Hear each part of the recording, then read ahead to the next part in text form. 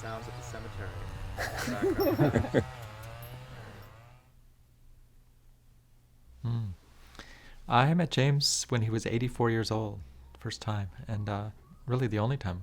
He came to Hawaii at a retreat that we were doing at the Kalani resort, and he and Joel just showed up as neighbors. They were visiting there, and we had arranged ahead of time to have them come and do a poetry reading. So it turned out that it was February 14th. It was Valentine's Day, and James showed up. There were about 60 men there, and he read his love poems to Joel. And it was just incredible because there was Joel sitting in the front row, and we were all in tears. We were just totally, completely melted by the sense of love that you could feel. And so we fell in love with him, them, they fell in love with us, and they came back every day to the retreat. And I just remember the first time that they came in the room, we were in this big, huge cabana-like space. There were 60 men with this huge kind of rainbow roof over the top of it.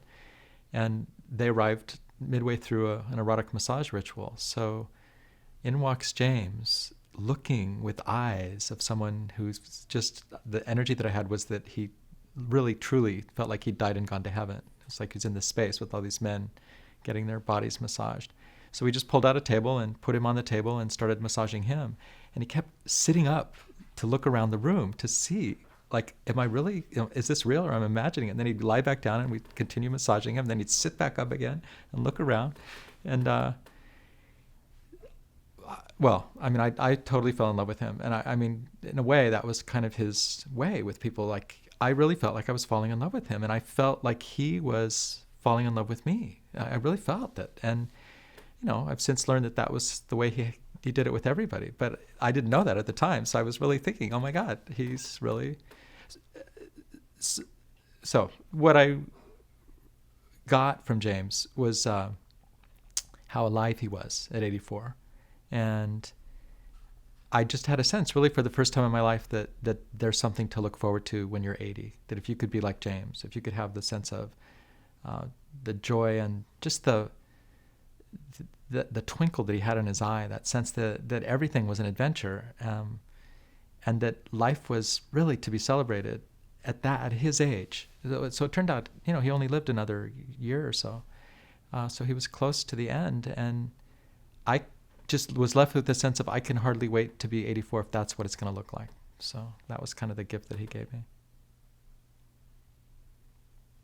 I think that certainly the God body, in terms of the work that we're doing at Body Electric, was to help people find that place inside themselves. And obviously with his poetry, he wrote about things that then people were able to experience on their own when they would come and get a full body erotic massage. And really, for many men, for the first time in their lives, having that sense of being turned on completely and experiencing the ecstasy of erotic energy. And I think James was a major spokesperson for full body orgasm as a way of life. And I think for many men, certainly the gay men who came to Body Electric, there was not that sense that such a thing was possible. It was like something you might have read about, or something that esoterically you might, if you could meditate for 20 years, you might be able to figure something out about Kundalini rising. So to actually have the experience with a group of people that you didn't really know, finding that ritual space and really being able to open to the sacred and have that total exposure to the divine through your body. It's a real tantric experience. And I think James was there. I mean, he knew it, and he wrote about it, and he expressed it in a way. I think that his poetry allowed you to actually remember if you'd ever experienced it in your own body. It's like a flame that could kind of ignite that sense of the reality of it. Yeah. Well, that was the other gift that I got from James, is he really, truly was the reason I ended up moving to Port Townsend.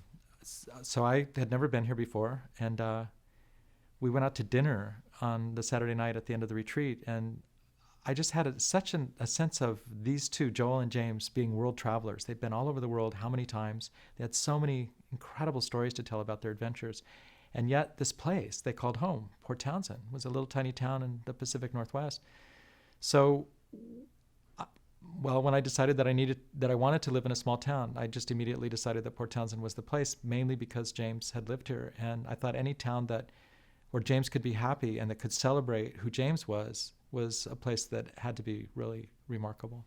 So I decided to move here without ever having been here, and I think it was partly also that I knew a lot of writers lived here, and I thought, writers can live anywhere they want. Why are so many writers choosing Port Townsend?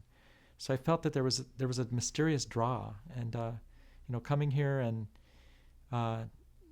really the first time that I came here, I ended up going to James's house because it was for sale, and we had decided we were moving here, so we were looking at houses. So I actually got to walk around and look at the house that James and Joel lived in, and I felt like it was a real temple to his creativity. I mean, his clothes were still in the closet and his papers were still on his desk, and it just felt like a living kind of memorial to James. And I haven't been disappointed. I mean, Port Townsend has really been like a lover to me. I mean, I feel like I've been falling in love. I've been going through the process of growing more deeply in love with Port Townsend, and I'm really more excited about living here now than I was 5 years ago. It just keeps growing on you. The depth that's here is really amazing, and the diversity, the creativity, and there's just a lot that feeds the soul in this place. And I feel like, I mean, who knows when you're having a relationship how long it's going to last, but I feel like I'm just starting to really dip into the sense of community that exists here. That's so unusual. I mean, I just have a sense that it's not that common to actually I feel like I live in an intentional community. The whole town feels like an intentional community. And I feel like it's a university town that doesn't have a university. So it's like, I call it PT-versity. It's like the town is the university, and we live on the campus, So James would have been the dean of frivolity if he'd been anointed as a particular academic. Anyway, I'm really feel very lucky to have found my way here, and I have James to thank for that. Well, going to James's grave is always very, very powerful. The stone is so beautiful, and I always recite the poems that are there. And I feel like his presence in this it feels like a kind of a conservative graveyard. I mean, it's like the elks are there, and I mean, all these people with these great big huge stones and monuments, and you think, oh, these were all the pillars of the community that got buried here, and then there's this wild wavy stone that comes up out of the ground, and it's James's tombstone, and it's the only tombstone there that looks like that, and the only tombstone I know of that has any serious poetry on it. So I just like to go and hang out there and basically talk to him. I feel like I've been able to continue my relationship with him at his gravesite, and it's always thrilling to be there. I mean, I always feel some energy when I'm there. Plus, it's just a beautiful view looking out across the town. And it's a great walk from my house to go up there. So I used to walk my dog there all the time, and wanted to actually do a treasure hunt up there with a bunch of middle school kids who were in town, and we were talked out of it because it was not an appropriate site for children to be running around. But I think he would have loved it. Well, I mean, the big one that's right on the tombstone is adventure, not predicament. So I feel like I can always, when I go there, I can turn my predicaments into adventures.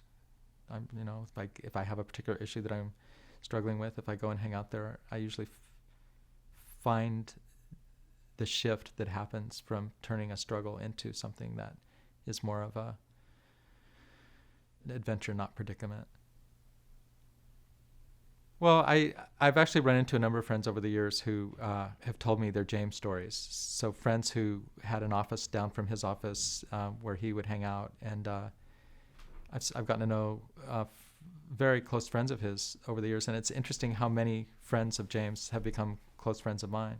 So Malcolm Dorn and Anna Lee Katzenbach are, my kind of first family here in Port Townsend. So there's a sense that I don't know, his family, it's easy to make his family my family, and I don't really know a lot of the non-gay people who were friends of his in town. So, I mean, the people that I know were part of his family. There's something that happens here when people come to Port Townsend. I think it's just so hard to talk about because it's like some magical thing that happens, and I don't know, is it the ions from the water or what? But I watched a group of young kids come here. I organized a conference a couple weeks ago, and so we brought middle school kids from all over the Pacific Northwest, and I watched them fall in love with being together. It was like this sense, and it was partly the town and partly the space that we created. But I just noticed that there's an energy here that's very hard to identify, that I think brings out the best in people and makes them feel like life works, and that there definitely is adventure to be found if you're willing to relax and notice how beautiful your surroundings are. Well, parades are, there's still a parade that goes on here every year that's just like something from 50 years ago. So yesterday we had the pet parade, and all these people decorated their dogs and their cats and their rabbits and paraded them down the street. And you had to pretend that this was perfectly normal, that all these grown-ups are like walking with their animals all dressed up. So that sense of where else in the world could you find a pet parade? And, you know, tomorrow there's going to be, or tonight I guess, there are going to be bed races. So there's just this sense of that it's okay to celebrate in the old ways, that there are some things that haven't changed, and part of it is like how simple life can be and how much fun it is to just hang out with your friends and neighbors, and glory in watching little kids be alive. There were these two girls walking down the street yesterday. They both had on hula skirts and coconuts. And they were like 8 and 10 years old, and they just looked like something from Bali.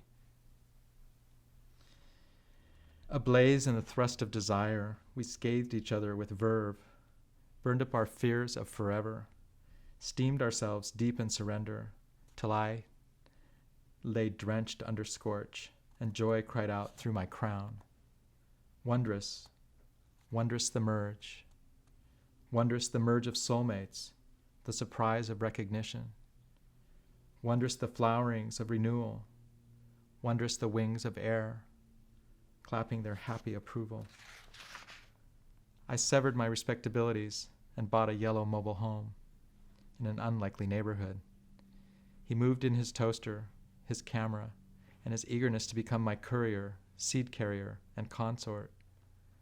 Above all, he brought the flying carpet that upholsters his boundless embrace. Year after year, he takes me soaring out to the ecstasies of the cosmos that await all beings in love.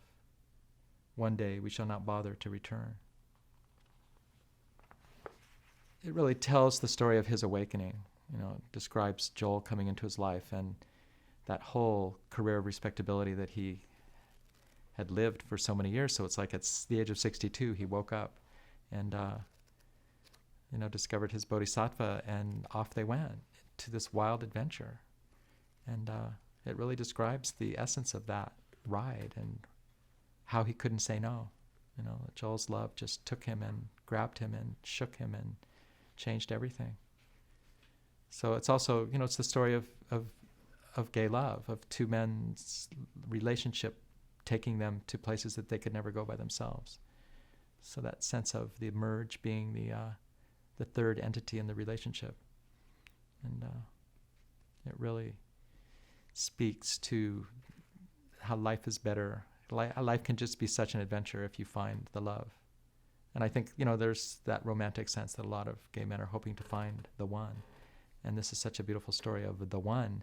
And what's great about it is that you never know when it's going to come, at whatever age, that it's never too late.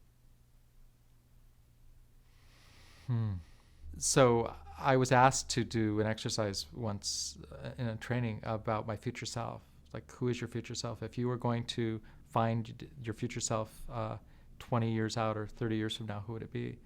So I did this whole little meditation, and what came through was my future self was big joy. And it's really helped me a lot, because whenever I get into a tricky situation, the question is, what would your future self say? And so I'm always brought to that sense of like, what would James say? What would big joy say if I were trying to get real perspective on what really matters? So what really matters is to stay alive to joy. And I feel like that's what big joy is about. It's like, how do I stay alive to joy? And how do I keep joy like a partner in my daily existence? So I think James got it right. It's not just about how big the joy is, but it's how present you are to joy in your life. James Broughton was a role model for conscious elderhood. James Broughton lit my heart on fire. James Broughton made living look so easy. James Broughton was the most alive, ecstatic being I've ever experienced. James Broughton was so much fun. He knew how to laugh. James Broughton knew how to travel like no one I've ever known. James Broughton knew how to make everywhere he went be the most fun possible. James Broughton was in love with life. And James Broughton really had the boy inside of him completely alive. This is it, and I am it, and you are it, and so is that, and he is it, and she is it, and it is it, and that is that. Oh, it is this, and it is thus, and it is them, and it is us, and it is now, and here it is, and here we are. So this is it.